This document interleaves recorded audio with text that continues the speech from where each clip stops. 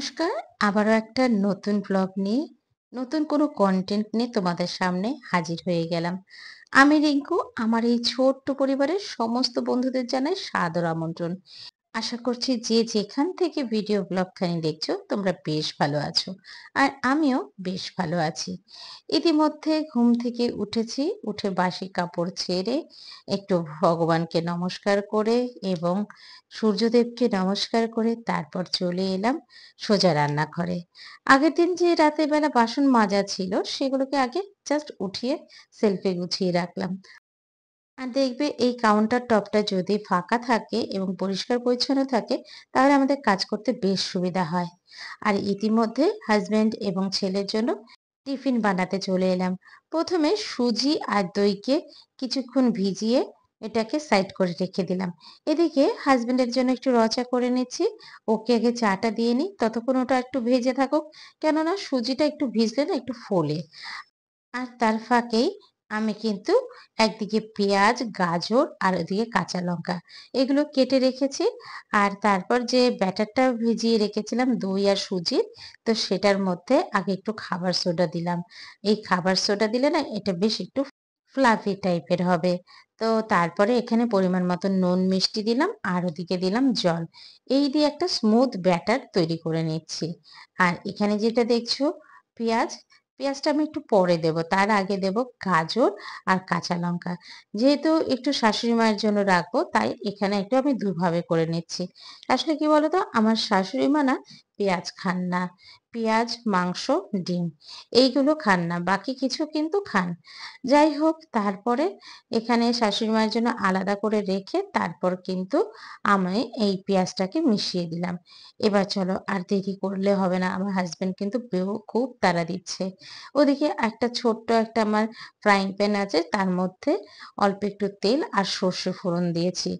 আর এখানে কিন্তু কারি পাতাও দিতে হয়, কিন্তু আজকে আমার কারি পাতা একদমই আনা ছিল না। তারপর এই যে আপ্পামের যে ফ্রাইং প্যানটা আছে তার মধ্যে আগে একটু তেল ব্রাশ করে নিলাম। তারপর আপ্পামগুলো দিয়ে দিলাম এবং এক সাইড হয়ে গেলে পরে এরকম উল্টে দিতে হবে। দেখছো তো আমার আজকে একটু কড়া হয়ে গেছে, একটু লেগে উঠছে, এদিকে উঠতেও চাইছে না। দেখছো কত খোঁচাচ্ছি তাও উঠছে না। যাই হোক অবশেষে কোনোমতে উঠেছে এবং তারপর সবকটাকে এপিট ওপিট করে তারপর হাসব্যান্ডকে দিলাম এবং তারপর ছেলের জন্য এবং শাশুড়ি মায়ের জন্য করে নেব। আজ আমি আর টিফিন নেব না। আজ না আমার অফিসে একটু প্রোগ্রাম আছে, তো সেখান থেকে খাওয়া দাওয়া থাকবে। সেই কারণে আজ আর কি বিশেষ কিছু টিফিন নেব না। আর জানো তো ইদানিং ছেলে আর সকালবেলা ভাত খেয়ে স্কুলে যেতে চায় না। ওর জন্য প্রথম সময় দুধ বিস্কুট অথবা কোনো সময় কর্নফ্লেক্স এই খেয়ে যাচ্ছে বা স্মুদি খেয়ে যায়। এরপর নীলকে একটু এগিয়ে দিয়ে তারপর চলে যাচ্ছি ঘরে। ঘরে এসে দেখেছি অলরেডি বাজার চলে এসেছে। তো শাশুড়িমা মাছ ধুয়ে পরিষ্কার করেছে, তাতে আমি একটু নুন হলুদ দিয়ে গেলাম। তারপর ওদিকে চলে গেলাম ঘর মুছতে। এর ফাঁকে কিন্তু আমাকে কাপড়ও কেচে আসতে হবে।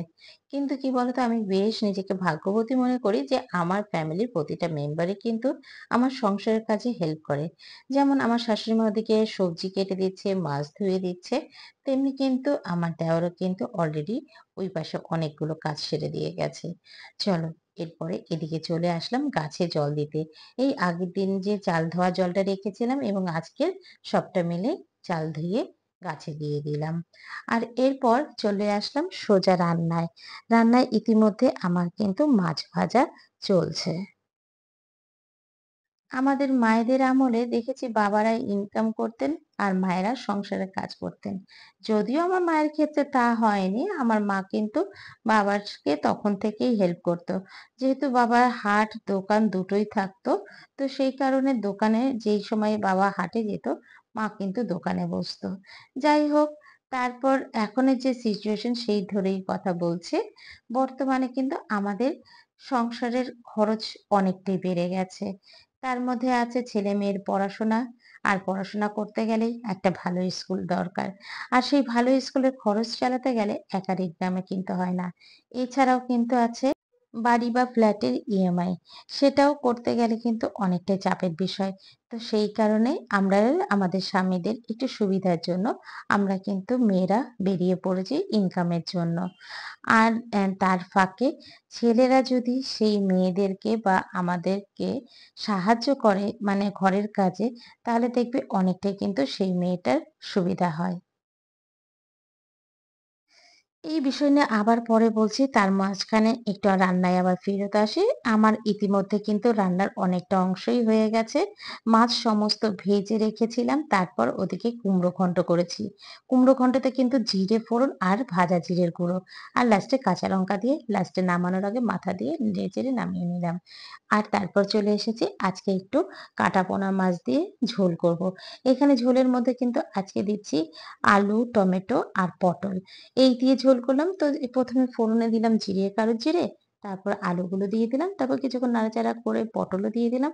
আবারও নাড়াচাড়া করে এর মধ্যে হলুদের গুঁড়ো, জিরের গুঁড়ো, লঙ্কার গুঁড়ো এই দিয়ে দিলাম। পরিমাণ মতো নুনও দিলাম। তারপর বেশ নাড়াচাড়া করে জল গরম করে রেখেছিলাম সেটাও দিয়ে দিলাম। আর তারপর এইটা যেই ফুটে উঠবে মাছগুলো দেব এবং নামানোর আগে পিঠালি দেব। ব্যাস হয়ে গেল আমার ঝোল। আবার সেই টপিকে ফেরত আসি, ছেলেরা কেন ঘরের কাজ করবে? একটা মেয়ে বা একটা বাড়ির বউ কাজ করতে, করতে সে যদি ক্লান্ত হয়, পরের দিন শরীর খারাপ থাকে, সে তো আর পরের দিনে উঠে রান্না-বান্না করতে হবে না। তখন কিন্তু আরো বেশ চিন্তার বিষয়। তো কাজেই আমরা যদি ছেলেরা একটু মেয়েদের কাজে সাহায্য করি, তাহলে সেই মেয়েটাও কিন্তু সুস্থ থাকবে এবং ঘরের কাজের প্রতি কিন্তু খুবই আগ্রহ হবে। ইতিমধ্যে কিন্তু আমার সংসারের সমস্ত কাজটা সেরে আজকে শাড়ি পরে অফিসে যাব। আর তোমাদের আগেই শেয়ার করলাম আজকে আমাদের অফিসে একটা প্রোগ্রাম আছে তার জন্য একটু সাজুগুজু করে গেলাম। এখানে কিন্তু আজকে একটু ভারী মেকআপই করেছি। চোখে আইলাইনার থেকে শুরু করে মাস্কারা এবং লাস্টে একটু লিপস্টিকও দিয়েছি। ব্যাস এই মোটামুটি আমি একটু সিম্পল শাড়িটাই আজকে পছন্দ করে পড়লাম। এই শাড়িটা অবশ্য শাশুড়ি মায়ের, আমার নয়। তো ব্লাউজটা আমার, সেটা দিয়েই পরে গেলাম। আর বলো তো আমার এই ফাইনাল লুকটা কেমন লাগছে? যদিও হাতে বিশেষ একটা সময় নেই। তবে আজকে ইচ্ছে ছিল এই মেকআপের পুরো ভিডিওটাই তোমাদের সাথে শেয়ার করব।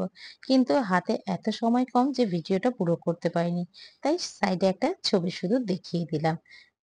আর চলো ওদিকে রান্না কি করলাম সেটা একটু ফাইনাল লুকটা দেখিয়ে যাই।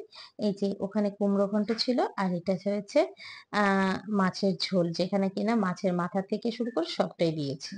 মর্নিং। পুজো প্রায় এসেই গেল। সবার মনে হয় বেশ জোর কদমে কেনাকাটি চলছে, সেটাই স্বাভাবিক। তো যাই হোক, আজ অফিসে একটা প্রোগ্রাম আছে, তার জন্য শাড়ি পরে একটু সাজুগুজু করে এলাম, দেখতেই পেলে। চলো। আর প্রচণ্ড রোদ উঠেছে, আর ফোন ধরে রাখতে পারছি না। এখানে এখন আপাতত স্টপ করছে, আবার পরে কথা হচ্ছে। চলো, টাটা।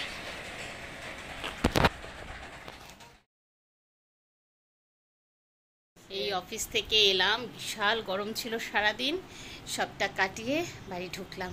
চলো, শাশুড়ি মা ওদিকে সন্ধে পুজো দিচ্ছে। এই যে, চলো পুরো ব্যাক ক্যামেরা একটু দেখাই, একটু গোপাল দর্শন করাই। গোপাল দর্শন না করলে আমার ঠিক ভালো লাগে না। যাই হোক, চলো একটু দেখে নাও। সোনাদের খাওয়া দাওয়া হয়ে গেছে, এখন একটু ঘুমোবে। বৃহস্পতিবারের আজকে ফুল বেলপাতা পুরো আসনে ভরে গেছে। মা লক্ষ্মীও বেশ সুন্দর করে সেজে বসে আছে, তার একটু জুম করে দিই। এই যে আমার মা লক্ষ্মী, আর এদিকে গোপু সোনা, এই যে দুজনেই বসে আছে। এরা এবার শয়নে যাবেন। চলো এরপর। কষ্ট হচ্ছে, পুরো ঘেমে গেছি, প্রচণ্ড গরম আজকে। খাওয়া দাওয়ার পর একদম রান্নাঘর পরিষ্কার, একদম সব কিছু মেজে দিয়ে পরিষ্কার করে রাখি, যাতে সকালবেলা আমার বেশি আর খাটাখাটনি না করতে হয়। তো এই মোটামুটি পরিষ্কার করেছি। আর অ্যাজ ইউজুয়াল ডাইনিং টেবিলও পরিষ্কার করে ফেলেছি। সবাই শুতেও চলে গেছে, কিন্তু আমি তো এডিট করতে হবে, ভিডিও ছাড়তে হবে, সেই টেনশন। এখন বাজে রাত্রি প্রায় 11:44। তো সবটা মিলে করতে করতে ঘন্টা খানেকের ব্যাপার। তো যাই হোক, সবটা শেষ করে তারপরেই শুতে যাব। চলো আজকের ভিডিওটা এখানেই শেষ করছি। কেমন লাগলো অবশ্যই একটা কমেন্ট করে জানিও। যদি ভালো লেগে থাকে প্রতিদিনের মতন আবারও বলবো, একটা লাইক করে যেও, কমেন্ট করে যেও। এবং তুমি যদি আমার চ্যানেলে নতুন বন্ধু হয়ে থাকো, চাইলে আমার চ্যানেলটাকে সাবস্ক্রাইবও করতে পারো। আর অলরেডি যদি এই কাজটা করে রেখেছো, তোমাকে অসংখ্য ধন্যবাদ। চলো টাটা, গুড নাইট। আবার দেখা হচ্ছে পরের দিন একটা নতুন ভিডিও, নতুন কোনো কন্টেন্ট নিয়ে। টাটা। যাওয়ার আগে তোমাদের একটা ইনফরমেশন দিতে চাই। গতকাল একটা ভিডিও ছেড়েছিলাম, তাতে মিউজিকের জন্য কপিরাইট এসে গেছে। সেই কারণে আজ কোনো মিউজিক ইউজ করলাম না।